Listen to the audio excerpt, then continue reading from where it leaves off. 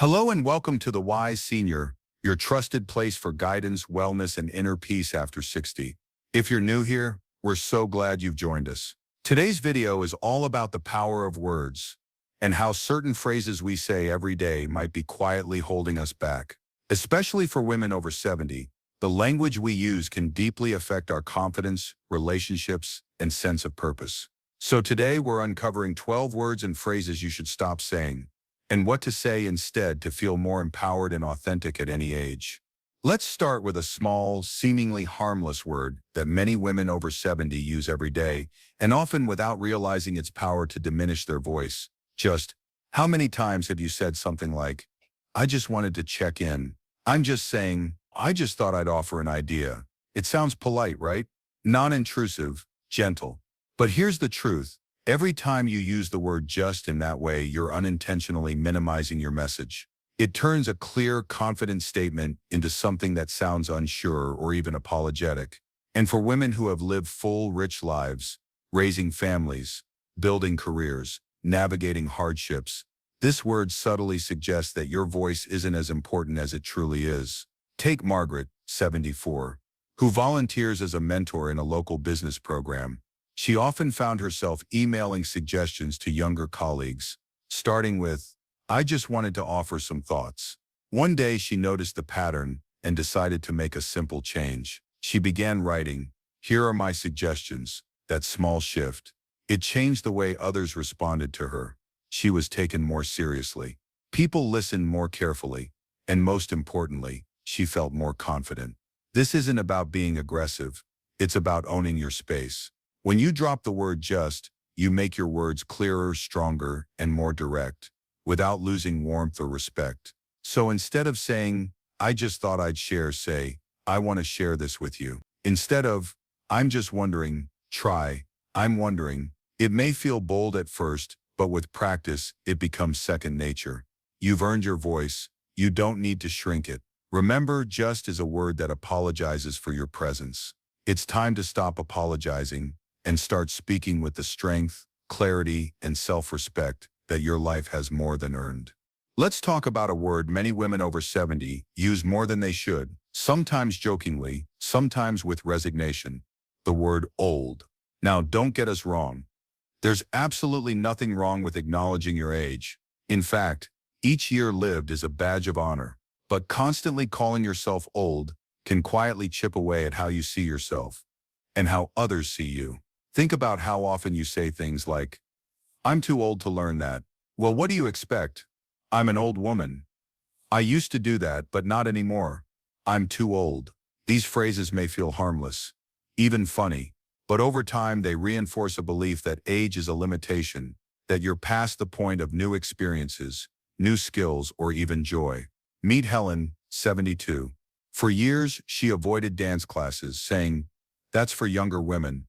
Then one day, her granddaughter invited her to try a beginner's Zumba class. With some hesitation, Helen agreed. And to her surprise, she loved it. Now she goes twice a week. She doesn't say, "I'm too old" anymore. She says, "I've earned the right to move my body the way I want." The truth is, age isn't a ceiling. It's a platform.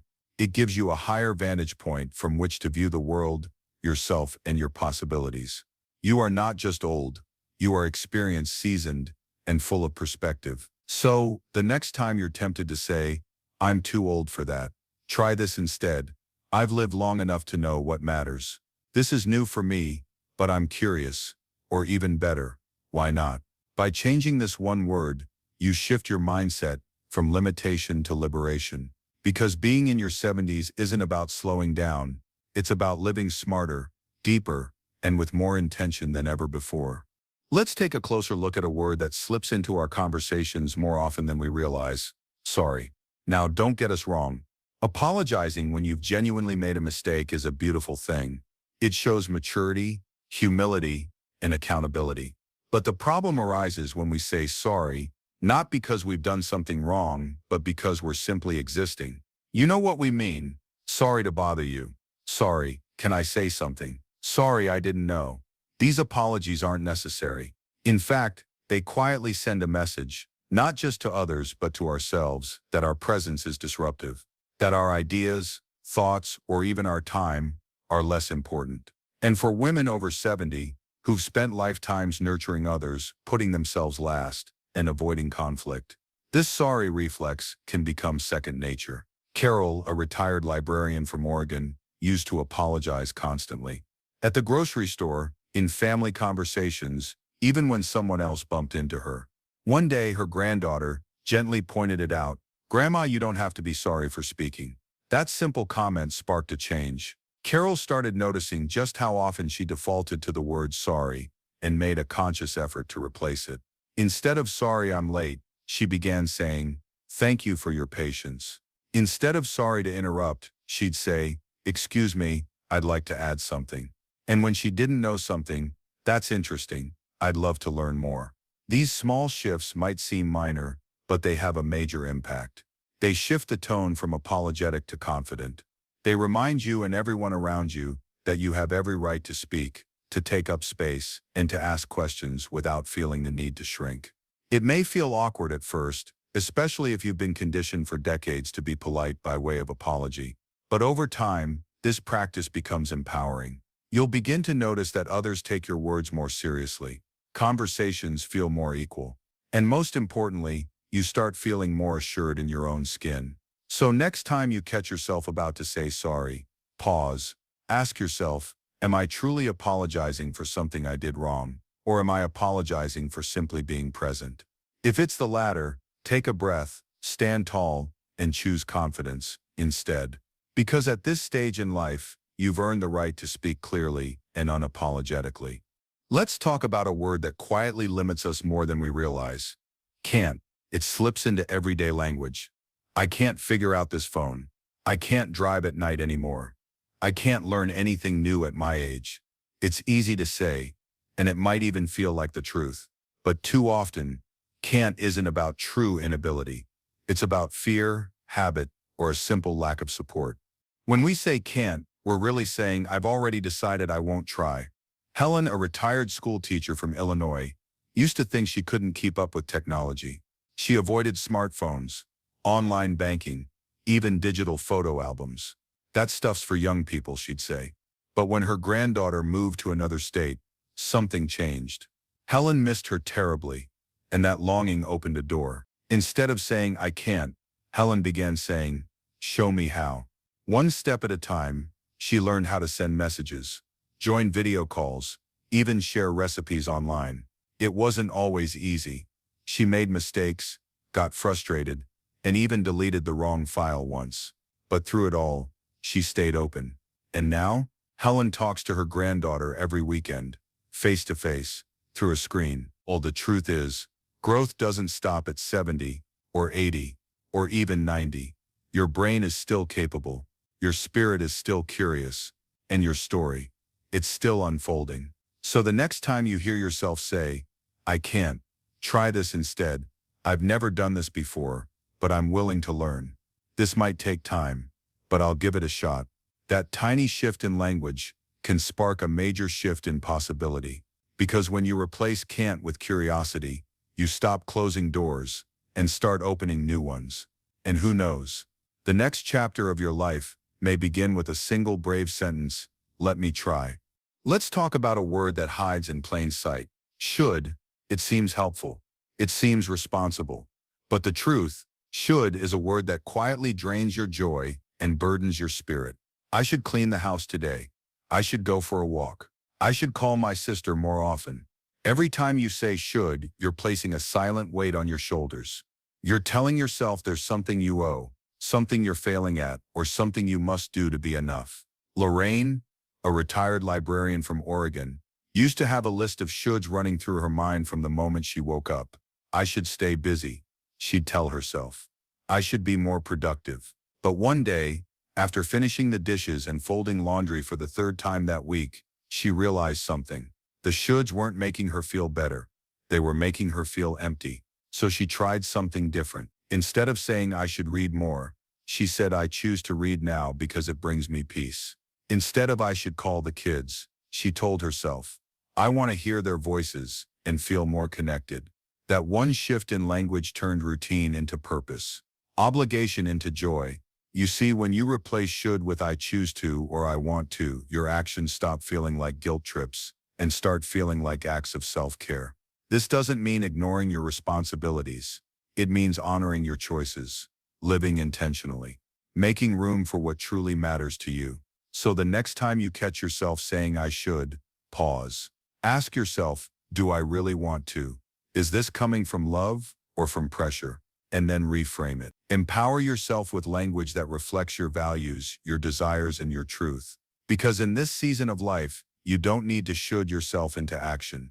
You deserve to choose, and to choose with joy. Let's talk about one of the harshest words we sometimes direct at ourselves: ugly. It can slip out quietly, almost without thinking. Oh, I look so ugly today. These wrinkles make me look awful. I hate my reflection. But every time we say it, even as a joke, we're doing more than commenting on our appearance. We're chipping away at something far deeper: our self-worth. Helen, a retired art teacher from Vermont, spent years critiquing herself in the mirror. I'd fixate on my neck, the folds near my mouth, the thinning hair, she said. I started believing I had to cover everything, as if growing older was something to hide. But one afternoon, as she flipped through old photo albums with her granddaughter, she noticed something. The younger version of herself, who had once also felt insecure, now looked radiant, real, alive. That's when it clicked.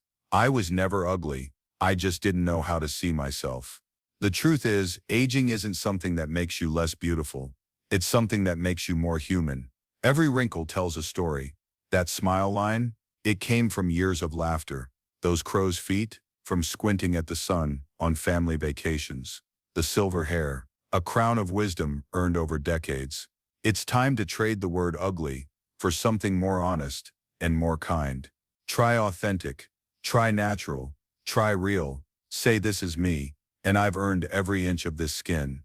And when you look in the mirror, don't search for flaws, search for life, for resilience, for the quiet strength that has carried you through more than most people could ever imagine.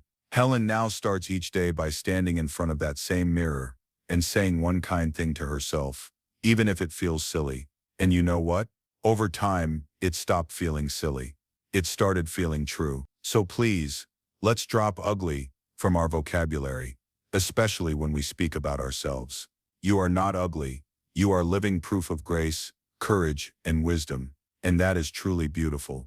Loneliness. It's one of the most painful emotions we can experience, especially as we get older. And let's be honest, many women over 70 feel it. Friends move away, family gets busy, routines shift, and suddenly days feel longer and quieter. But there's something powerful to understand. When we say the words "I'm lonely" over and over, it doesn't just describe a feeling, it begins to shape our identity. It starts to sound like a permanent state, rather than a temporary emotion. Take Margaret, for example. After her husband passed away and her children moved out of state, she found herself sitting in silence most days. She often caught herself saying, "I'm just so lonely," and slowly that word began to define how she saw herself, as someone left behind. But one day she decided to shift her language. Instead of saying "I'm lonely," she began to say, "I'm seeking connection." It was subtle, but it changed everything. Those words carried hope, not heaviness. Margaret joined a walking group at her local community center. She wasn't trying to replace what she'd lost. She was open to creating something new, and it worked. Little by little, she built a new circle of companionship, all because she gave herself permission to change the story she was telling. That's the power of language. It doesn't just reflect how we feel, it directs where we go next. So if you've been using the word lonely lately, try this instead. Say, "I'm open to new friendships." Say, "I'm exploring new ways to connect." Say, "I'm ready for meaningful moments again." You don't have to deny your feelings. They're valid, but you can choose to speak in a way that invites healing, not hopelessness. Because you're not alone in feeling this way, and you don't have to stay there. Remember, you are not lonely. You are becoming connected. And that's a powerful place to begin. How many times have you caught yourself saying, "I'm too old for that," or "It's too late for me to try"? Maybe it was about learning something new, meeting people, or picking up a long-lost hobby. These phrases may seem harmless, but they quietly build barriers in your mind and life. The word "too" is sneaky. It carries the weight of limitation, of closing doors before they're even knocked on. And after a while, it starts to sound like truth. But let me remind you, as long as you're breathing, there's room to begin again. Take Helen, for example. At 76, she had never painted a day in her life. She used to tell herself, I'm too old to be creative, or it's too late to start something new.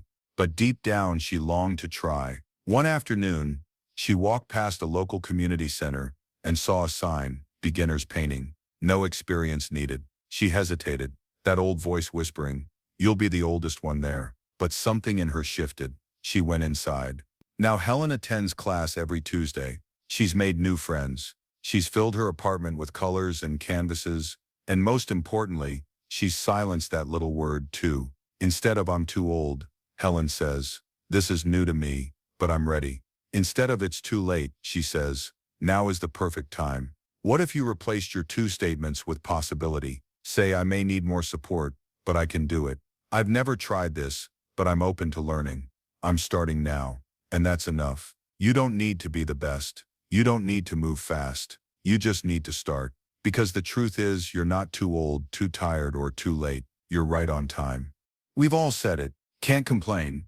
It rolls off the tongue so easily, doesn't it? It sounds polite, even gracious, as if we're showing we're not the type to whine or dwell on problems. But here's the thing. When used too often, I can't complain doesn't just brush off conversation. It brushes off connection. Take Margaret, for instance. At 72, she's known as someone who always has a smile and something nice to say. When people ask how she's doing, her response is almost automatic. Oh, I can't complain. But lately, Margaret has been feeling lonely since her sister moved away. Her knees ache more than they used to, and she sometimes struggles with her energy. Still, that phrase, I can't complain, slips out every time someone checks in. Why? Because many of us, especially women of her generation, were raised to avoid burdening others. We were taught to be strong, resilient, and not draw too much attention to our struggles. But there's a difference between strength and silence. If you're having a tough time, you don't have to overshare, but you can be honest. Instead of I can't complain, try, I've had better days, but I'm getting through. It's been a bit of a challenging week. Or even, honestly, I could use a good chat. And here's the other side of it, when life feels good. Say so. Don't hide your joy behind that same phrase. Instead of downplaying your happiness, try, I'm doing really well lately. Thank you. It's been a lovely day. I feel grateful. When you allow yourself to speak openly, whether it's about your struggles or your joys, you invite deeper, more meaningful connections. People don't bond through perfection. They connect through realness, through stories, shared feelings, and the courage to be a little vulnerable. So next time someone asks how you are, pause before you say can't complain. You never know how your honesty might open the door to comfort, support, or even friendship. I used to be so active, so sharp, so full of energy. Sound familiar? It's a phrase many of us over 70 say without thinking. And while there's nothing wrong with remembering the past, those memories are a part of us. We have to be careful that we're not letting them define us too much. Ellen, now 74, often says, I used to be a runner. I used to have the energy to chase my grandkids all day. But lately, she's noticed something. Every time she says I used to be, she feels a little smaller, a little more disconnected from who she is right now. Nostalgia is a beautiful thing. It reminds us of the life we've lived, the passions we've pursued, the strength we've shown. But if we only speak of who we used to be, we risk overlooking who we are today. Because here's the truth. You are still becoming. You're still learning, loving, and showing up. Your wisdom is deeper. Your pace may be different, but your value hasn't faded. It's expanded. Instead of saying I used to be so fit, try I'm staying active in a way that feels good for me now. Instead of I used to be the one everyone leaned on, say now I'm learning how to receive support, and that's a new kind of strength. These small shifts in language can transform how you see yourself and how others see you too. Ellen now practices yoga twice a week with friends. She's not running marathons anymore, but she's building balance, flexibility, and connection, and that counts. More than that, she's realized that joy doesn't have to look like it did at 40. It just has to feel like something meaningful today. So the next time I used to be is on the tip of your tongue. Pause. Smile at the memory, then remind yourself who you are now is just as important, just as worthy. and still full of life. It's always been this way. It's a phrase we often say when we're unsure, when something feels too new, too uncomfortable, or just unfamiliar. But let's be honest, what we really mean sometimes is, I'm scared to try something different. Margaret, 76, spent years with the same haircut, the same morning routine, the same circle of friends. There was comfort in the familiar, but there was also a quiet ache, a feeling that life was moving on without her. When her granddaughter invited her to try a beginner's dance class, Margaret's first instinct was to say, "Oh no, that's not for me. I've never danced before. It's always been this way." But then she paused and realized something powerful. Every great moment in her life started when she tried something she hadn't done before. And that's the point. Growth doesn't stop because we hit a certain age.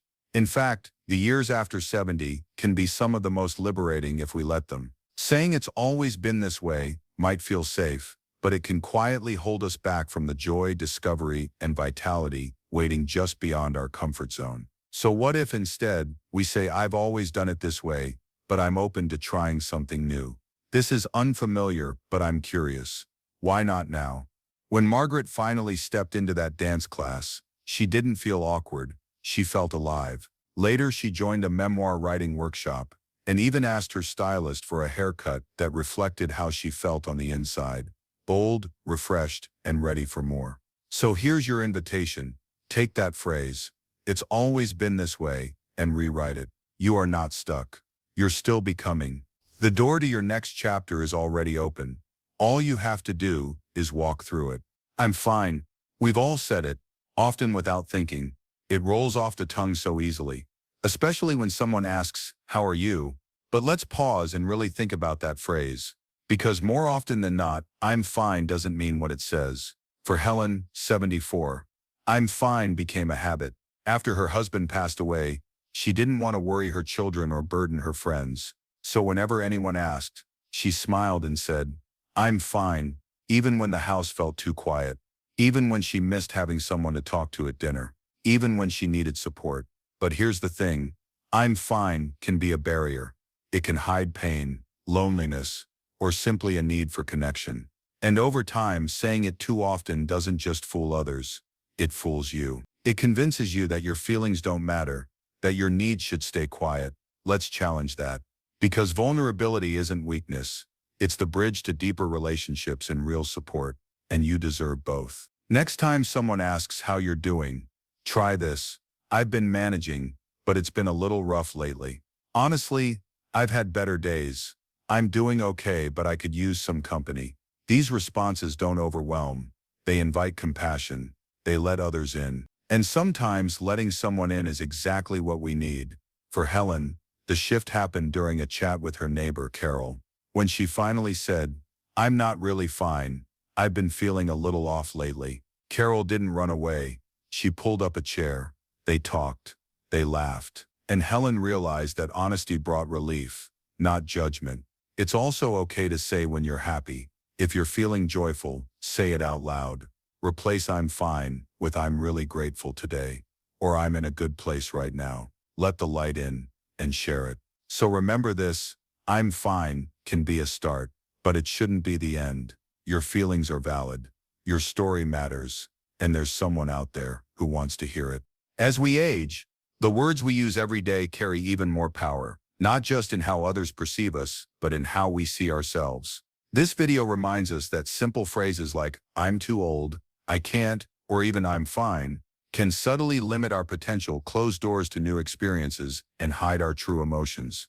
But the beautiful truth is, it's never too late to speak with more strength, honesty, and grace. By changing just a few words, we can shift our mindset from guilt to self-acceptance, from hesitation to courage, from isolation to connection. Whether it's replacing "I should" with "I choose to," or just with clear intention, these language shifts help us reclaim confidence and dignity. For older adults, especially women over 70, it's not about becoming someone new.